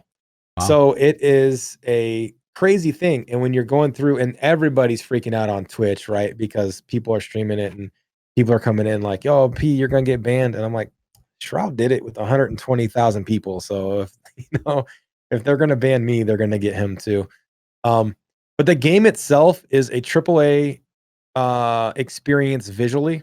It's by far one of the most impressive video games I've ever played. And I'm able to run it, full graphics, full ray tracing, full everything, all the way juiced up, and it looks fantastic. The story doesn't seem to be the best in the world ever. It's not bad, but it's not like the most unique, interesting story. It feels like honestly they played Arkham Knight. If any of you guys ever played Batman Arkham Knight, there are some really strong comparisons to things that they did with that storyline Mhm. that I feel like they kinda stole in Cyberpunk, that nobody's even talking about. I'm like, "Dude, they did this in Arkham Knight." But it's still cool, still a cool story. People complain about bugs. I've had some bugs. I haven't had, like, crazy game-breaking bugs, but I have had to reload a save point, like, 3 or 4 times. One time, I climbed up a ladder and my character was just stuck, couldn't move, had to load a checkpoint. Another time, I crashed my motorcycle and went into another vehicle, like, I'm literally inside the vehicle, and I couldn't get out of it. I had to load a save point. Things like that. But gameplay, it's a shooter, a first-person shooter. Is it? Gun mechanics don't feel the greatest. It's not bad, but it's not like, it's not like Apex. I'm gonna tell you something. Okay, so I've tuned in several times to you playing the game. I've tuned in several times to, some of the people that I follow, like Quinn or whatever. I have yet. This is not even a joke. I have yet to see anyone do anything but dialogue and cutscenes.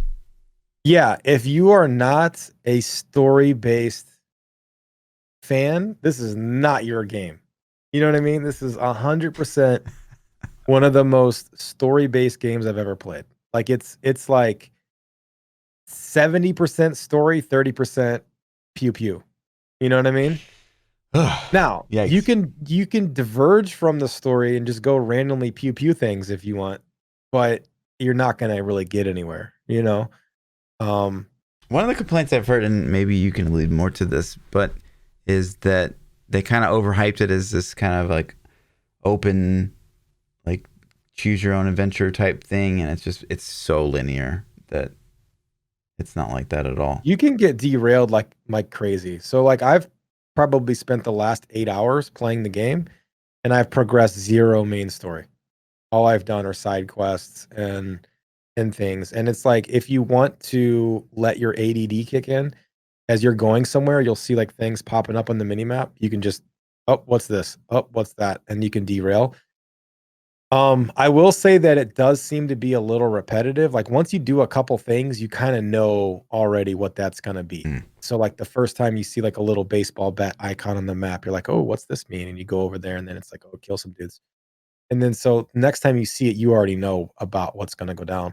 But yeah, man, I don't think it's gonna live up to the hype. But I figured that off the bat. Like, people are gonna nitpick it and tear it apart. I think the story seems to be pretty good so far. Visually and cinematically, it's the best video game I've ever played. Like it from a visual standpoint, it's phenomenal. Audio sounds really, really good. So they've done a lot of polish on the way the city looks, the design of the city.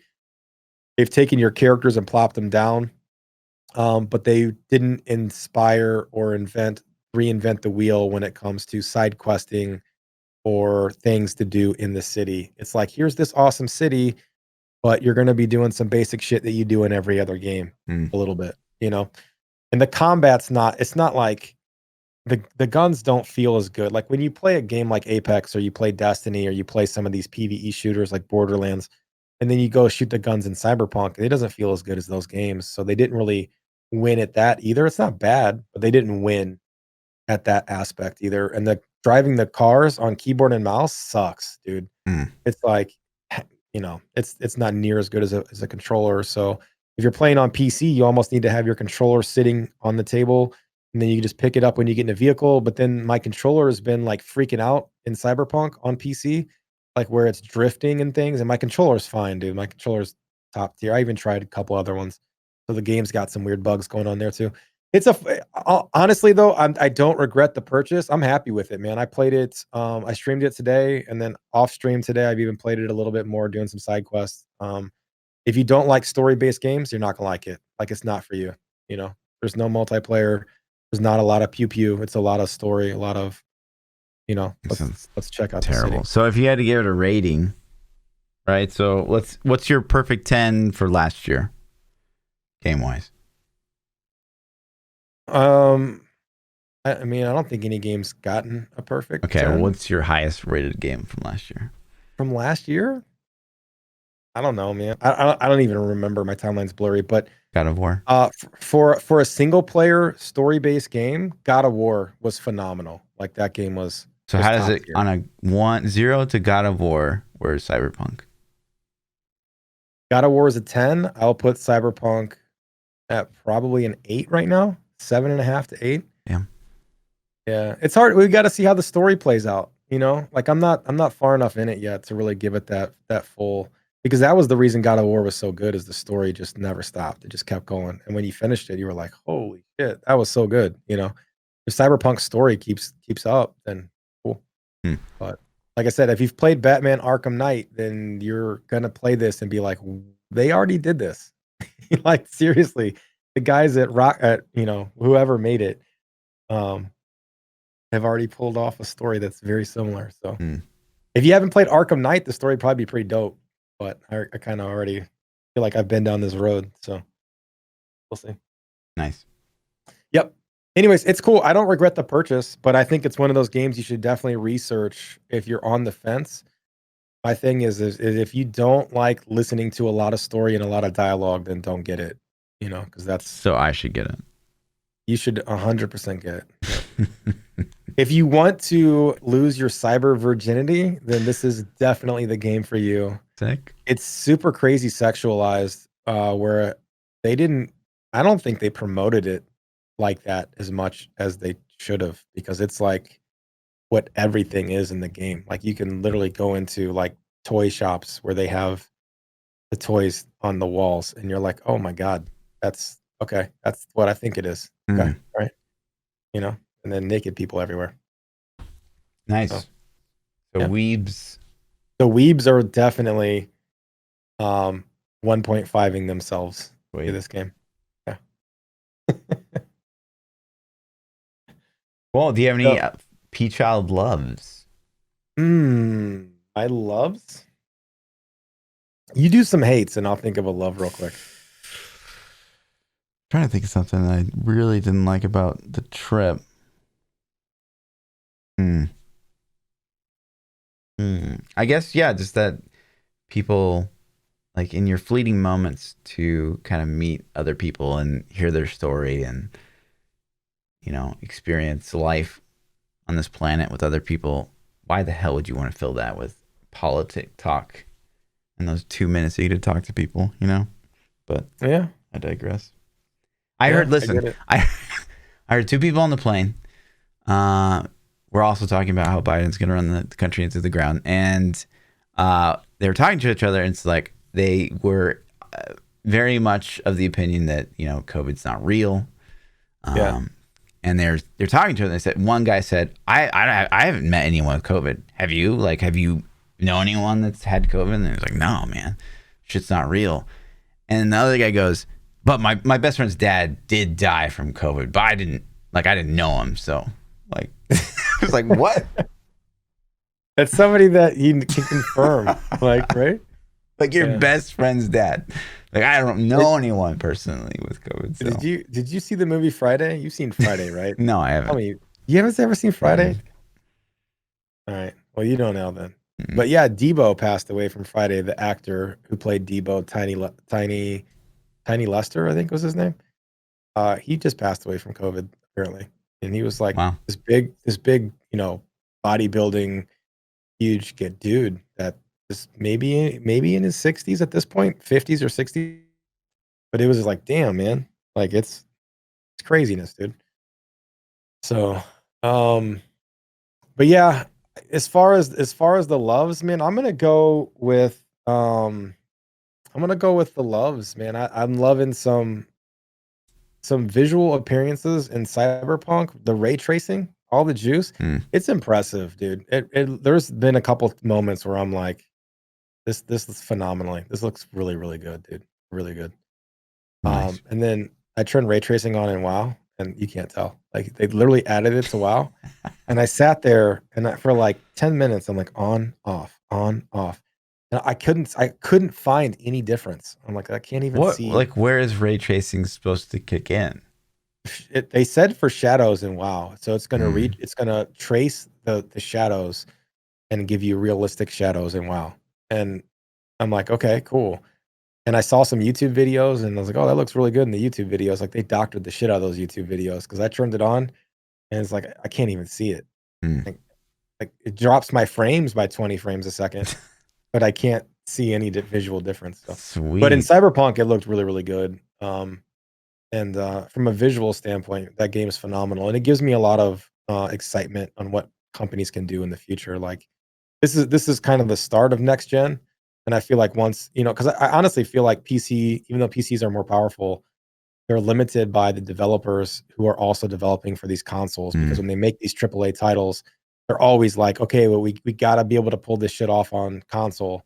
And so at least with next gen console, I still feel like next gen consoles aren't powerful, honestly, but with next gen consoles being better, at least maybe we'll start getting some graphical improvements in the new stuff. So what you're saying is consoles are ruining games. Yeah, that's what I'm saying. That's what I heard. You nailed it, dude. Yep. You nailed it. What you're saying Oh, is but couch co-op is ruining maybe, games. Is what you're yeah, saying. maybe Halo Infinites or 7 or 8 or whatever it is. Maybe it won't suck. Maybe they'll actually like make it look good. Yeah, it's You know? like November now. Did you see that? No, they Yeah. gave it a date. Like, dude, they pushed it back a whole year. Yeah. I'm down. Holy shit, Take your dude. time. Let's not have that Wow. whatever you showed. Get that demo. Wow. Take your time. We saw it. We're good. We'll wait a Oh, a year. year is a long ass time, Yeah. dude. That is a huge that I'm not somebody must surprised have at all. came in there and played the game. Like, dude, it was supposed to launch 2 months ago. Somebody must have came in and played the game and been like, "What the fuck? What is this?" Just Like, showing off, quote unquote, showing off the game and that demo was enough. Like the people, no one that saw that video was like, "Whoa, I'm ready." yeah, Everyone's this like, looks like an Xbox 360. What yeah. are we playing here, dude? So yeah, take your time. Halo Infinite. Interesting. Maybe they're adding a BR in the PVE mode and all the things that I keep saying they should do. But yeah, I mean, if they add a good BR that doesn't require building, then I'd be down. yeah, I mean, Diablo 4 is obviously taking our ideas and watching the podcast, and so Totally. it's only a matter of time before, I like 343. Apex, man. Last time we played Apex, I had a blast. Like, I wish there were more time to play more Apex because people hate on BRs, and I think it's this Fortnite, um, like I don't like carryover. I don't understand, but there's a lot of hate for BRs. I feel Yeah. like they're ruining the industry, and it's like, well, I personally, Apex is a lot of fun to me. I enjoy the game. You can jump in and play. You don't have to grind anything. You just jump in and play a couple games if you want, or play a lot of games, whatever you want, and then you know have fun. Yep. Let's jump into some Twitter questions, man. Let's do it. The first question, if you guys want to submit questions to the podcast, you can submit them at ThaPChild at Lord__Fluffy, or we both have Discords with the Ask New Meta section. You can throw your questions in there also. First question comes from Demonic Grizz. He says, what are your opinions on a season with no pylons? Less fishing, I guess, or less element to the fishing. Yeah. I don't know. At this point in Diablo, I'm like, whatever you want to do, right? Like, Yeah. give it a shot. Why not? I don't really care. Like, pylons definitely make a difference in pushing, right? If you get that GG pylon on a GG level, it's huge. It's ridiculously huge. But if they took them out for a season, I wouldn't even notice, I don't think. I think you'd be playing and you would just inherently not even realize they weren't there after a day, you know?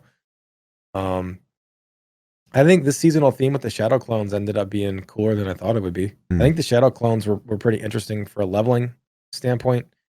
And then for early, first day of the season standpoint, they really made a difference. Yeah.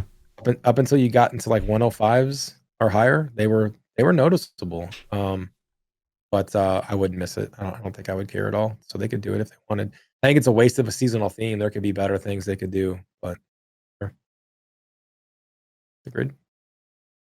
Onion says, should you be able to stack legendary/unique powers in D4 like you can in PoE, or limited like in D3? Well, you can't stack in PoE. Legendaries, uniques are uniques. Maybe he means like gem stacking. Can you stack any kinds of gems? I mean, gems just work with each other, so they're not really stacking. Yeah.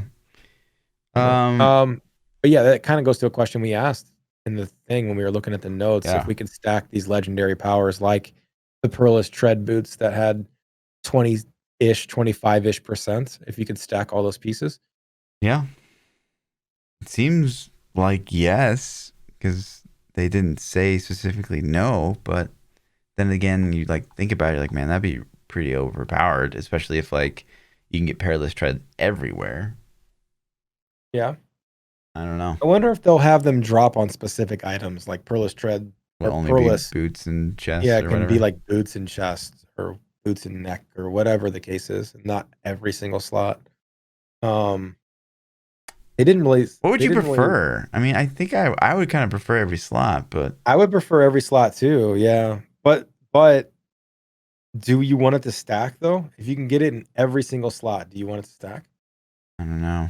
I guess it depends on how many legendaries, like you said, right? If we have Mhm. 25 or 50 at launch versus 250 plus, well, no, like limit it. If it's 250 plus, like only let us have one. But if it's like 30, then yeah, we need to stack some shit because that's barely anything.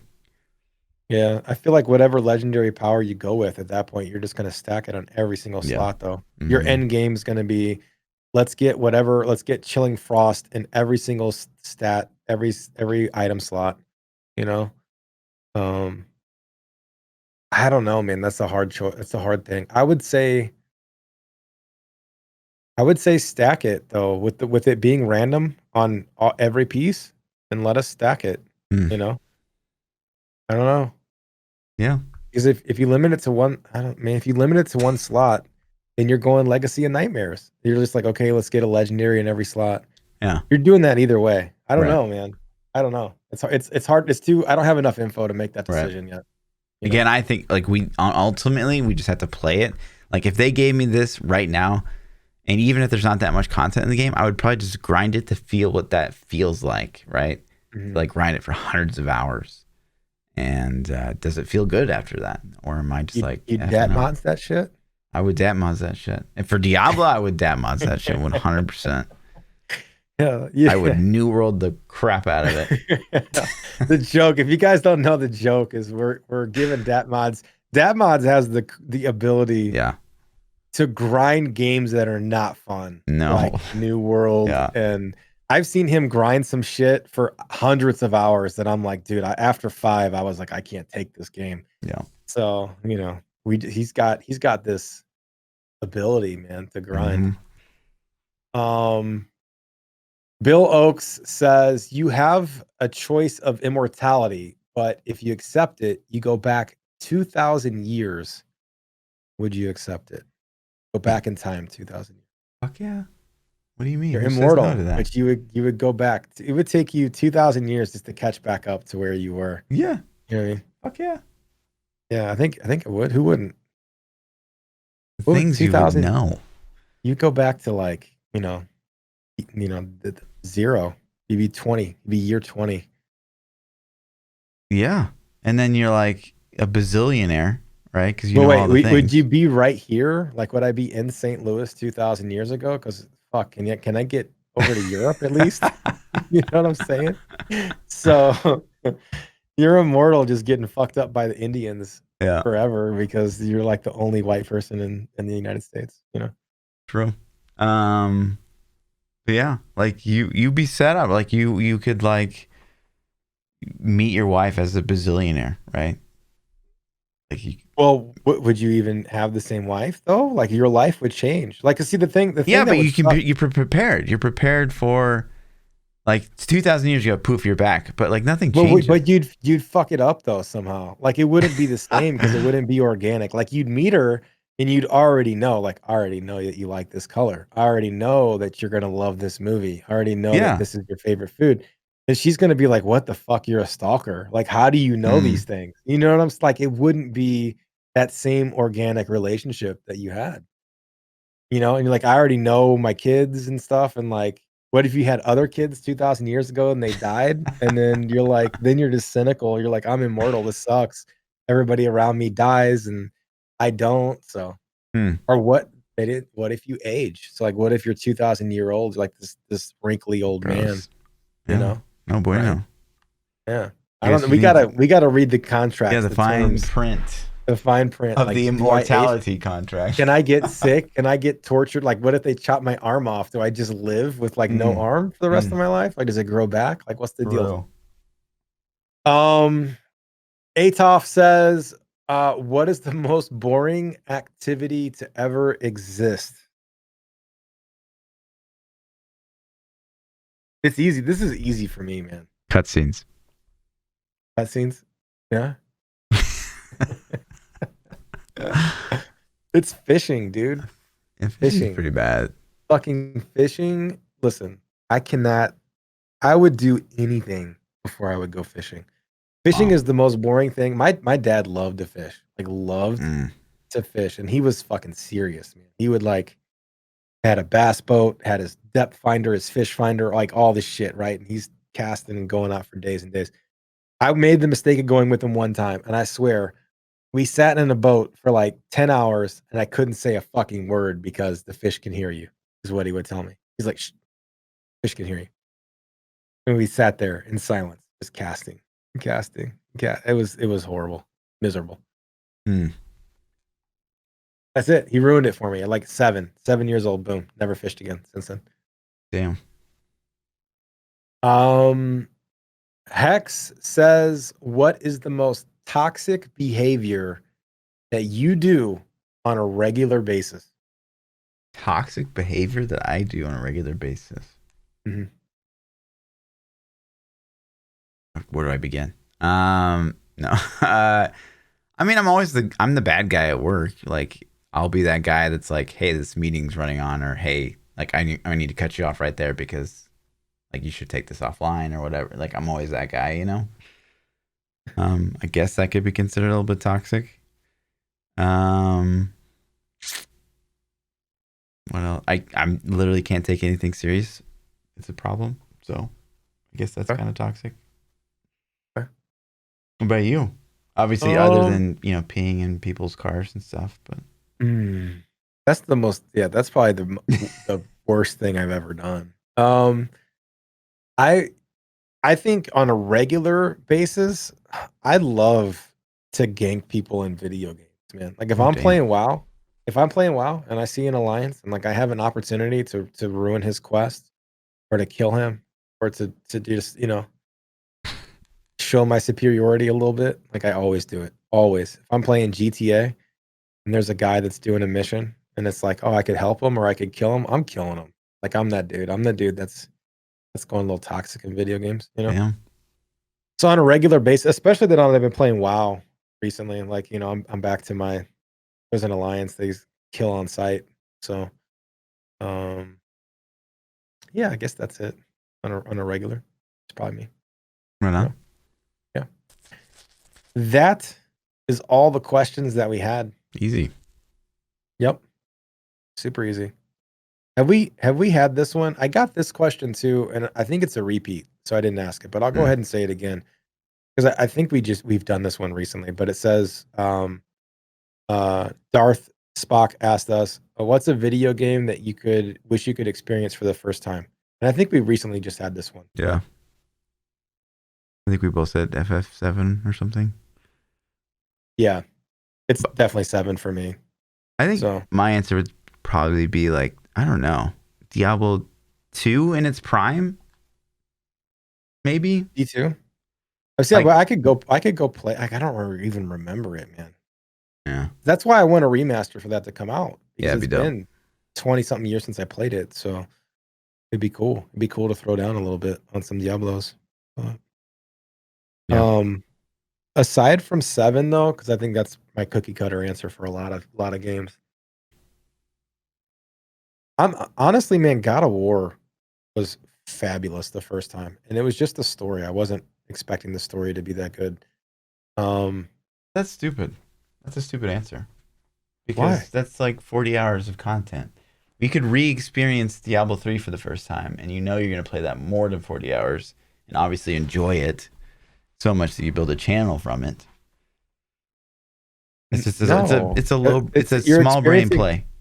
The experience of Diablo's campaign doesn't stack up to the experience of many other campaigns. It's not just the campaign; it's the whole game. We're talking about the whole game. You can experience fresh.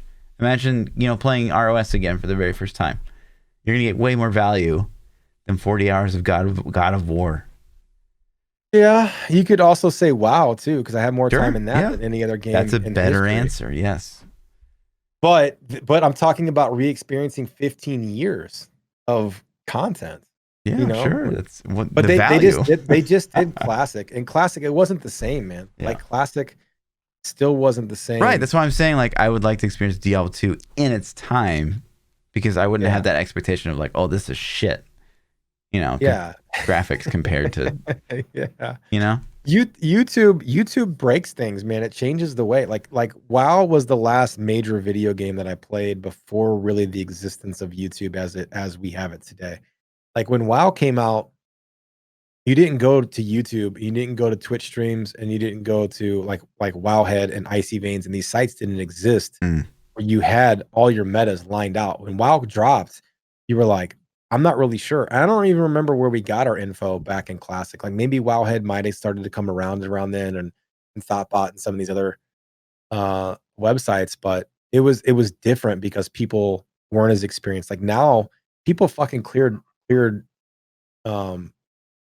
the first raid in what, like 5 hours or some shit. It took weeks the first time, like 13 weeks the first time when it dropped. Same game. What's different? Fucking YouTube and the internet. People can share ideas. So I don't know. That's all I'm saying. Right. That's it though. That's all the questions we had. Easy. This game's easy. Yep. Easy. Blog post was interesting, man. That came out of left field today. I was like, what? No, they didn't. We're not due for a blog post. We still got like 2 or 3 weeks. I was ready to like, deep dive in the annals of Reddit to find some Diablo stuff to talk about. Some Diablo stuff, right? They made it easy. About, dude? We got our Goblin post right on top. It's true. Biggest news of the day. Yep.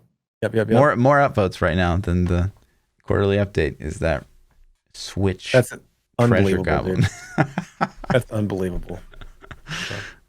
Oh, that's all we had for the podcast. If you guys want to catch more of me, you can catch me at ThaPChild on Twitters and at ThaPChild everywhere. Twitch, YouTube. I'm Lord_Fluffy, double those underscores on the Twitter. We'll see you boys next week. Peace out. Peace.